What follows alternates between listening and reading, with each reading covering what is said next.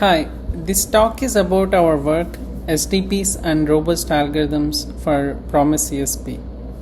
This is a joint work with Josh Brakensiek, Guruswami, and I will be presenting the paper. So first, I'll start with giving some background on the problem by defining what constraint satisfaction problems are.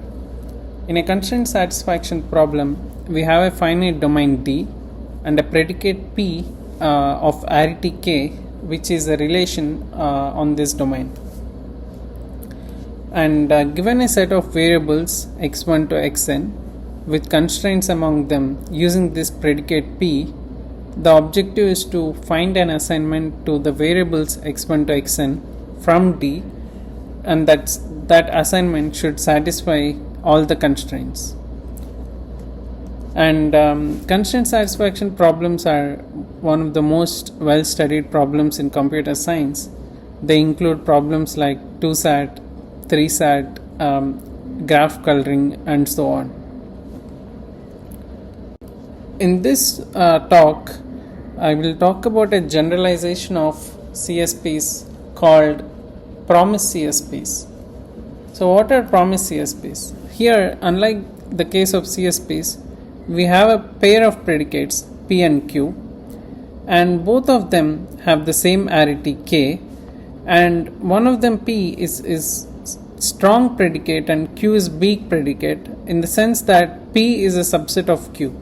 More generally, there is a homomorphism from P to Q, but for this talk we can consider just the setting when P is a subset of Q.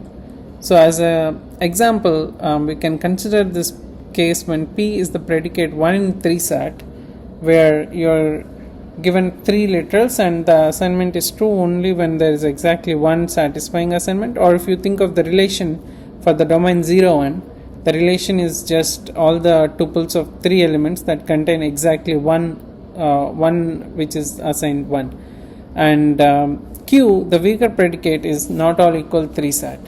So in terms of the relation, it's the 6 tuples in which both 0 and 1 appear. Clearly P is a subset of Q. And now, what is the promise CSP associated with these pairs of predicates? So we are given a CSP instance x1 to xn with constraints using the Q, but we are also given the promise that there is a solution to this instance satisfying the stronger predicate. So in particular, if you have a CSP instance using three array constraints, and you are told that there is a solution that satisfies it as when we view it as a 1 in 3-SAT problem. The goal is to find a solution that satisfies the weaker predicate, which is the not all equal 3-SAT problem. So the idea is that having a promise will help solving the hard problem. And it turns out that for this particular case, it actually does. So while 1 in 3-SAT and not all equal 3-SAT both are NP hard, but the promise CSP is actually in P. So if I tell you that 1 in 3-SAT solution has a solution that satisfies all the constraints, you can find a not all equal 3-SAT solution to it. And in general, there could be multiple pairs of predicates. So okay, why do we care about this? First of all, it's a different way of approximation. So instead of asking how many constraints do we satisfy, we are asking about what kind of constraints we can satisfy. And second reason is that it also captures a lot of interesting and long-standing open problems in the theory of approximation, including graph and hypergraph coloring problems. And there has been a lot of progress on this front in the study of PCSPs, which led to breakthroughs in approximate graph coloring problem. And finally, it's also a way to get more insight into the study of classical CSPs itself. In 2017, there has been a bunch of results ending like in a dichotomy theorem in 2017 that was proved, and this was built over a long line of work spanning more than 2 decades in the theory of CSPs. And PCSPs are a way to expand that rich theory and also understand it better. And in this talk, I'll talk about robust algorithms for promise CSPs. So now I'll talk about what robust algorithms are by discussing the case for CSPs. So here in the input, instead of having the guarantee that there is a solution that satisfies all the constraints, we are only given the guarantee that there is a solution that satisfies 1 minus epsilon fraction of the constraints. And the goal is to find a solution that satisfies 1 minus f of epsilon fraction of the constraints, where f of epsilon goes to 0 as epsilon goes to 0. So as your promise gets stronger and stronger, the solution that you output must also get closer and closer to satisfying all the constraints. Okay, and there are very interesting results for the robust algorithm setting for CSPs. Starting with Gomez-Williams and algorithms for max cut, it actually can be extended. The same algorithms with slightly different analysis shows that it's a robust algorithm for max cut. Like if the graph has a max cut of 1 minus epsilon fraction of edges, then you can find a cut with 1 minus O of square root epsilon fraction of the edges. And Zwick started formal study of robust algorithms for CSPs. He also gave a robust algorithm for Hornsat and 2SAT as well, but his parameter has been improved by Charikar, Makarchev and Makarchev in 2009 to get the same bound as max cut. On the hardness side, so if we want to show that a CSP does not have a robust algorithm, then we need to show that its NP hard to satisfy more than C fraction of the constraints on 1 minus epsilon satisfiable instances for a fixed constant C. Well-known results of this kind are for 3 XOR, the linear equations on using constraints where each constraint uses 3 variables, and it's a classical result that you cannot satisfy more than half fraction of the constraints on instances that are even 1 minus epsilon satisfiable. And similarly for 3SAT, you can satisfy more than 7/8. So 3SAT, 3 XOR don't have robust algorithms. And in fact, that there's a robust algorithm dichotomy result shown by Barto and Kozik, who proved that for every CSP, either there's a polynomial time robust algorithm or it is NP hard to obtain a robust algorithm, and they gave a precise characterization of which CSPs have a robust algorithms and for which it's NP hard. So in this work, we are interested in the same robust algorithm problem, but for PCSPs. And in particular, even for Boolean PCSPs, it's a very rich and interesting problem that we'll study. And to just give a formal definition of the problem that we are studying, similar to the robust algorithms case, we have 1 minus epsilon satisfiable instance, but now we are given that it's satisfiable for the stronger predicates.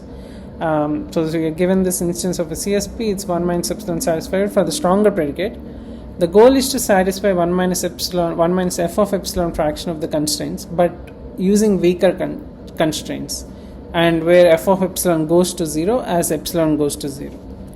And the key question that we are interested in is this: which Boolean PCSPs have robust algorithms? With that setup, I'm now I'll talk about the tool that we use for these kind of problems, which are polymorphisms. So polymorphisms are closure properties of satisfying solutions to a promised CSP. This is best illustrated with an example. So if you take 2SAT instance, here we have 3 variables x1, x2, x3, and 2 constraints x1 or negation x2 and x2 or x3. I have 3 different solutions, v1, v2, v3 for the problem. And v1 has 1 on x1, 1 on x2, 1 on x3, and you can see that it satisfies all the constraints, both the constraints. Similarly v2 and v3. Now using these 3 assignments, I will construct a new assignment where I apply majority of 3 variables on each x1, x2, x3. So I take the new x1, new variable in my new assignment will be the majority of the 3 assignments for each variable. So x1 will be 1, x2 is 1, x3 is 1. And we can see that the resulting operation also satisfies both the constraints.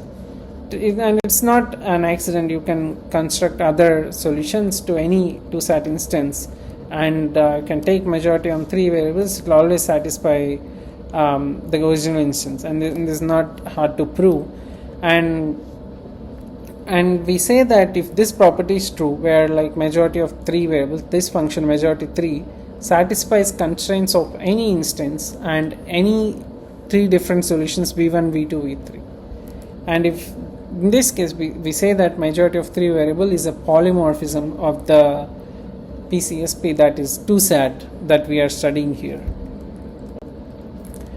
And more generally, we have the same if for an function f is said to be a polymorphism of arity L, where if you have L assignments v1 to vl, for any such assignments, all of them that satisfy all the constraints of an instance, if you apply f, the resulting assignment should also satisfy all the constraints. And why are we interested in this polymorphisms? The main reason is that they actually capture the computational complexity associated with a given PCSP. So more formally, if you have 2 different PCSPs, A and B, and A's polymorphisms are a subset of B, then there's actually a linear time reduction from B to A. So for example, 3SAT has less polymorphisms, and in this I just mean that the polymorphisms of 3SAT are a subset of 2SAT. So there's actually a linear time reduction from 2SAT to 3SAT, and this can be extended much further, and not just subsets. There are different ways to characterize this, but the high level idea is that if you have more polymorphisms, you get algorithms, and you lack polymorphisms, you get hardness. For the case of Boolean PCSPs, we have full characterization when the predicates are all symmetric, and this is in terms of the polymorphisms of the underlying PCSP. So if you have majority or parity or alternating threshold, which is a signed version of majority that I will formally define later, if you have either of these 3 functions as your polymorphisms, and by that I mean that if you have majority of all odd arities or parity or alternating threshold, then you have a polynomial time algorithm. And if you don't have this, then it's NP-hard. And our goal in this work is to give a similar characterization, but for robust algorithms. In the rest of the video, I'll first talk about our results and then talk about the technical ideas that we use. Our main result is developing robust algorithms for Boolean PCSPs. In particular, we show that if a given PCSP has majority or alternating threshold polymorphism of every odd arity, then we can get a polynomial time robust algorithm for the underlying PCSP. And I'll formally define alternating threshold function. If you have L variables x1 to xl, it's equal to 1 if the signed sum, which is x1 minus x2 plus x3 minus x4 and so on plus xl, is greater than 0 and 0 otherwise. And here I am using the notation of minus 1 plus 1. So this is a function from minus 1 plus 1 to the L to minus 1 or 0 1 to. Okay, and we can see a few examples of our results. For the case of majority, examples include 2SAT, max cut, 2 in 4SAT versus 4SAT. We get robust algorithms with f of epsilon being cube root epsilon, which is slightly worse than previous algorithms for 2SAT by Charikar, Makachev and Gomez-Williams for max cut. But our advantage is that our algorithms are general and are applicable to any Boolean PCSP with these polymorphisms. Similarly, for alternating threshold, we get inverse log f of epsilon. On the hardness side, we show that for every Boolean symmetric folded PCSPs, no majority or alternating threshold for some L and L prime, that is, it doesn't have majority or alternating threshold of all odd arities, then there is no robust algorithm under unique games conjecture. Note that for our hardness, we need more assumptions on the problem, including that we need that the problem is the PCSP is symmetric and folded,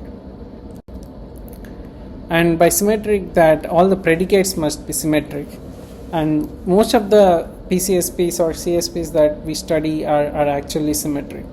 And one of the simplest examples of a non-symmetric predicate is this less than or equal to. And by folded mean that we allow the constraints to use negations of the variables. So the constraints can also be x1 prime, that it's also very common in most of the CSPs that we study. And this picture illustrates our results with the Boolean symmetric folded PCSPs. So if you have majority polymorphisms or alternating threshold polymorphisms, we have robust algorithms. Example for majority is 2-SAT and alternating threshold 1 in 3-SAT not or equal to this and so on. And for the others, there is no robust algorithm assuming unique games conjecture. I will now give an overview of the techniques that we use to obtain these results. On the algorithm front, we obtain our robust algorithms by rounding the basic SDP relaxation of the problem.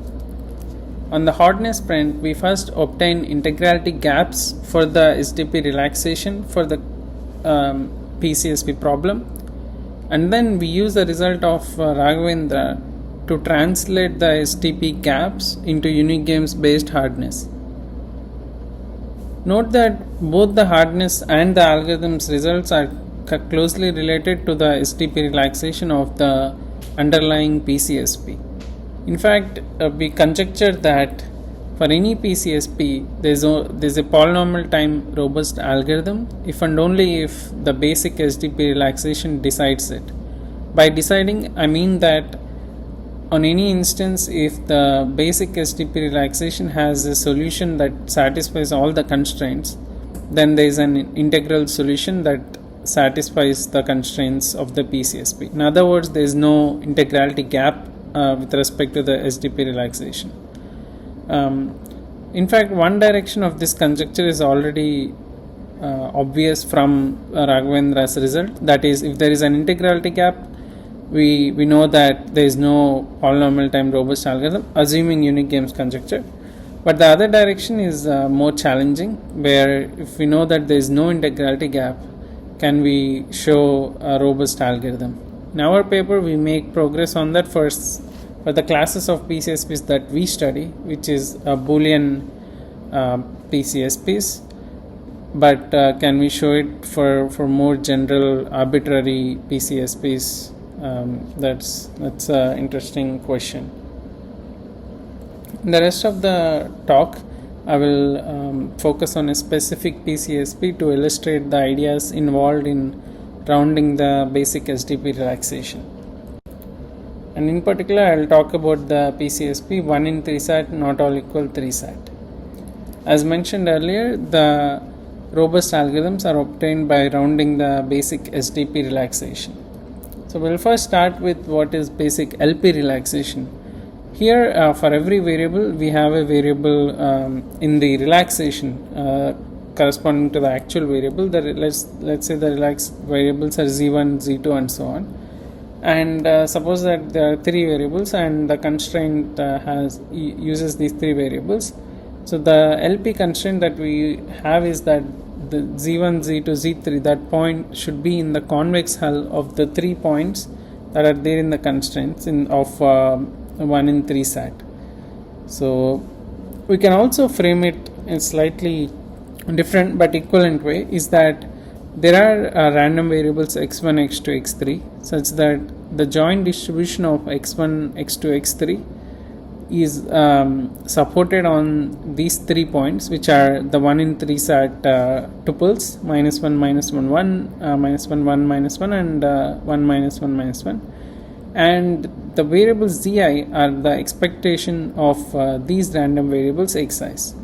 So this actually is equivalent to the above constraint, and this is the LP relaxation. So now what's the SDP relaxation? Here we add second moment constraints as well. So instead of having the variables z1 and so on, we have vectors v1, v2, vn, and also there's a fixed vector v0. And the constraints are, the first moment constraints will be vi dot v0 is equal to expected value of xi. and vi dot vj is the expected value of xi xj. So we are adding the second moment constraints. Now we use these constraints on our PCSP. So when we have this constraint that x1, x2, x3 is supported fully on this, so now consider the case when the SDP solution fully satisfies all the constraints. So in which case x1, x2, x3 is fully supported on these 3 points. We get these two properties. One is that x1 plus x2 plus x3 is minus 1, and the pairwise inner product sum is also minus 1.